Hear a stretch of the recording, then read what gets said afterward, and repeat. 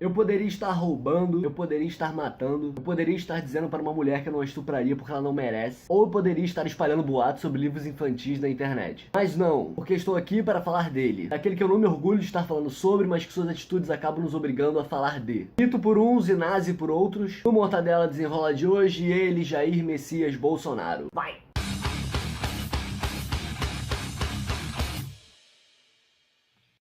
Para quem não sabe, Bolsonaro nasceu em Campinas, São Paulo, onde frequentou a Escola Preparatória de Cadetes do Exército. Depois disso, frequentou a Academia Militar das Agulhas Negras, em Resende, no Rio de Janeiro, onde veio a se tornar capitão do Exército. E foi ainda no Exército onde começou aí a ficar conhecido pelos seus feitos. Insatisfeito com os baixos salários, Bolsonaro chamou aí uma repórter da Veja para contar a versão da sua história. Em outubro de 87, a revista publicou matéria em que ele explicava com suas próprias palavras qual era o plano, que se chamava Operação Beco Sem Saída. O plano consistia em explodir diversas bombas em vários quartéis pelo Rio de Janeiro para, nas palavras de Bolsonaro, abre aspas, mostrar a insatisfação com os salários e criar problemas para o ministro Leônidas, que era ministro do Exército na época, e que Bolsonaro já havia xingado ele aí de incompetente e racista. Esse cara aí respeita a hierarquia, né? Procurado pela reportagem, o ministro disse não acreditar na história, pois Bolsonaro mesmo havia escrito um documento em que declarava não ter conhecimento das informações publicadas. Foi quando a revista resolveu publicar aí, pouco tempo depois, um sketch que o Bolsonaro tinha feito aí do plano em que mostrava onde colocaria as bombas.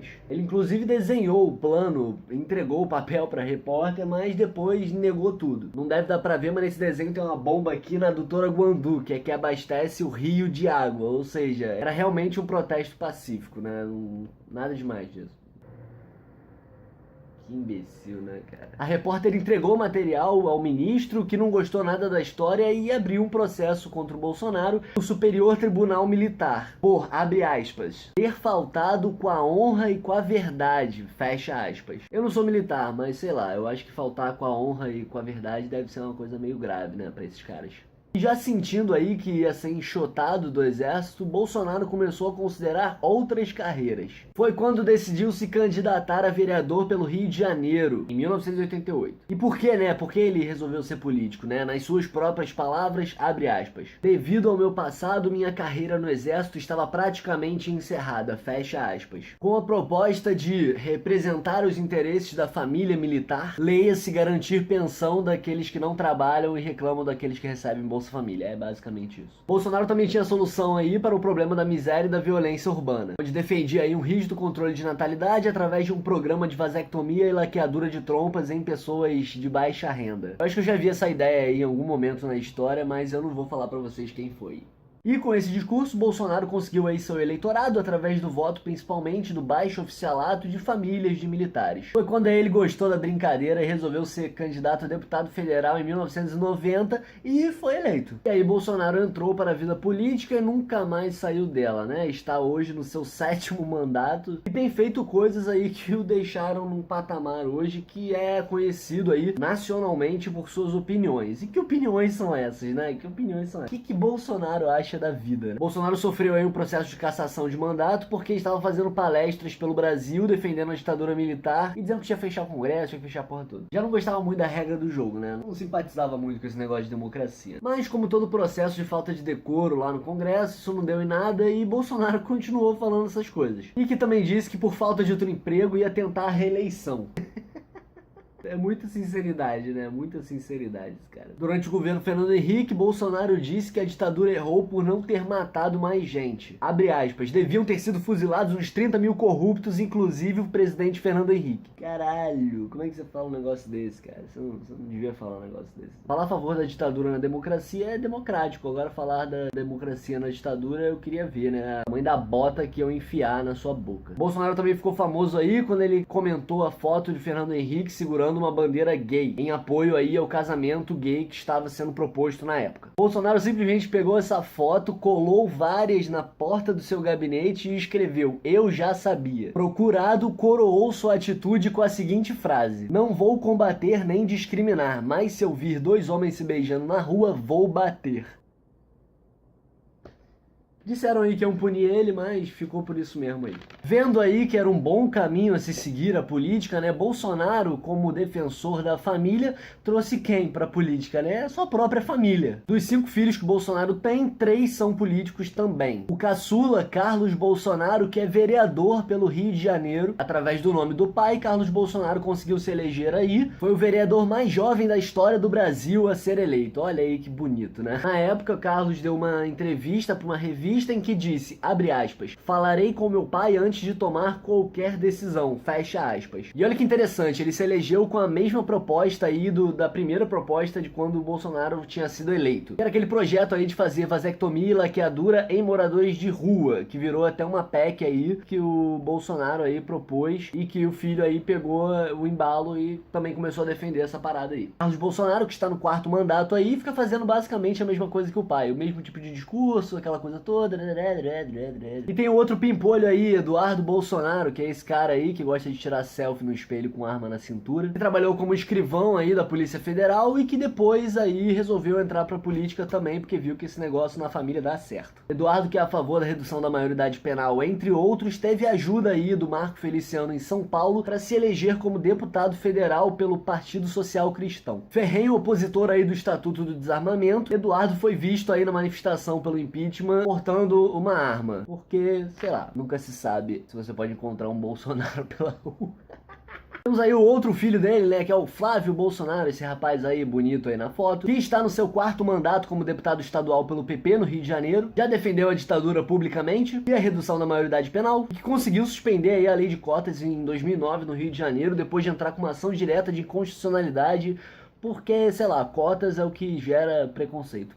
E além de tudo isso, condecorou o Olavo de Carvalho com a medalha Tiradentes, que é a maior condecoração da Assembleia Legislativa do Estado do Rio de Janeiro. Eu não sei porque ele fez isso com o meu dinheiro. Eu não autorizei ele a fazer medalha para Olavo de Carvalho. Olavo de Carvalho, que é aquele astrólogo aí que dizem por aí que ele é filósofo e saca pra caceta de política, que falou que o Obama é comunista também. E pra você que achava aí que o PT tinha aparelhado o Estado, não, você estava enganado. Quem aparelhou o Estado foi a família Bolsonaro. Porque além de ter quase todos os filhos aí na política, Bolsonaro também conseguiu eleger a ex-mulher Rogéria Bolsonaro em 94 como vereadora do Rio de Janeiro. Mas que dizem por aí, parece que depois de um tempo se aborreceu com ela porque ela já não estava mais consultando ele para tomar as decisões, votar os projetos, etc. Então ele proibiu aí ela de usar o sobrenome dele e aí ela não conseguiu mais se eleger por nada. Em matéria da Folha de São Paulo em 2007, Bolsonaro também foi denunciado como um dos políticos que empregavam parentes, ou o bom e velho nepotismo dos coronéis. 2 rapazes aí de sobrenome Siqueira Vale foram identificados aí como parentes do deputado e confirmou aí sua reportagem, mas não disse qual era o parentesco. Talvez, quem sabe aí sejam seus genros, né?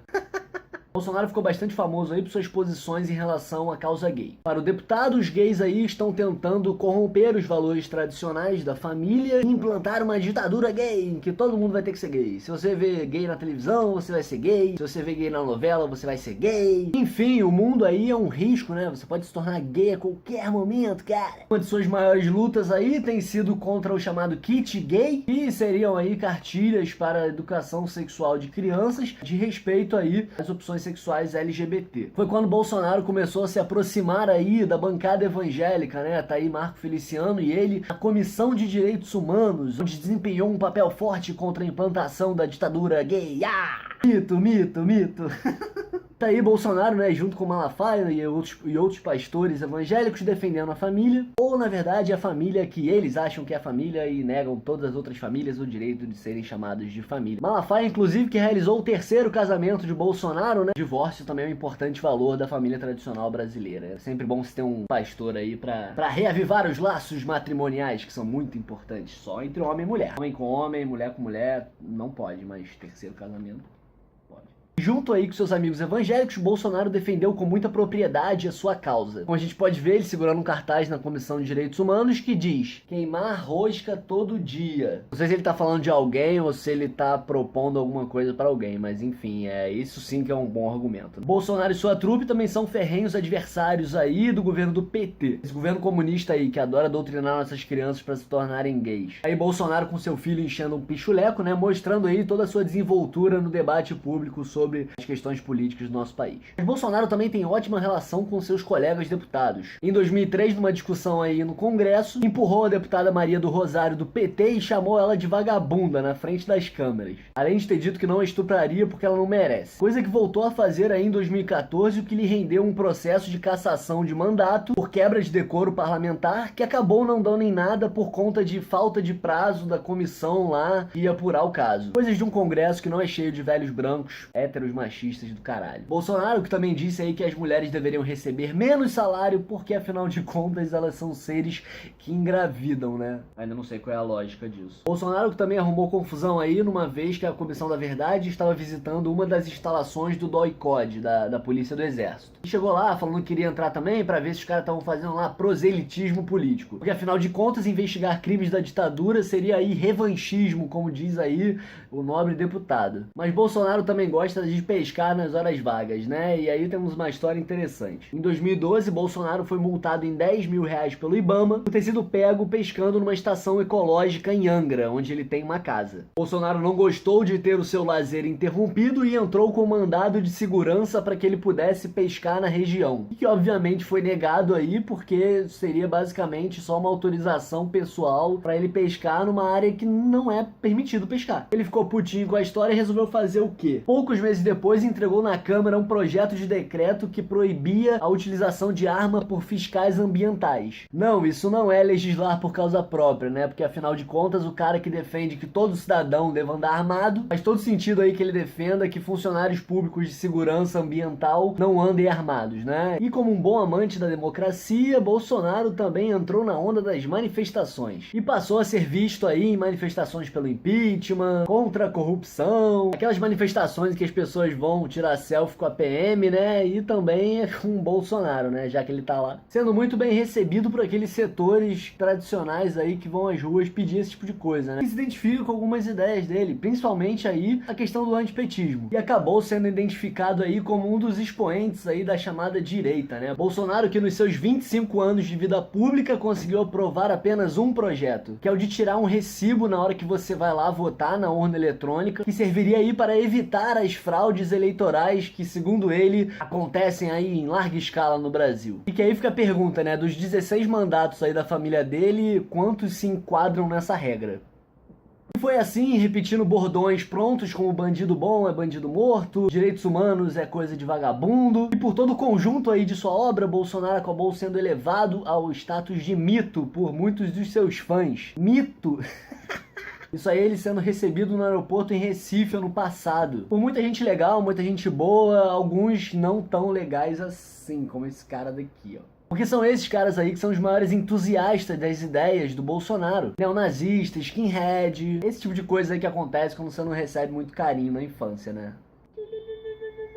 Ou as pessoas que consideram Bolsonaro um caçador de comunistas, né? Porque afinal de contas estamos vivendo aí num momento aí chave da Guerra Fria, em que finalmente nós conseguiremos nos livrar aí desses comunistas. Comunistas aí que estão nos aterrorizando até hoje, né? Ah, meu Deus do céu!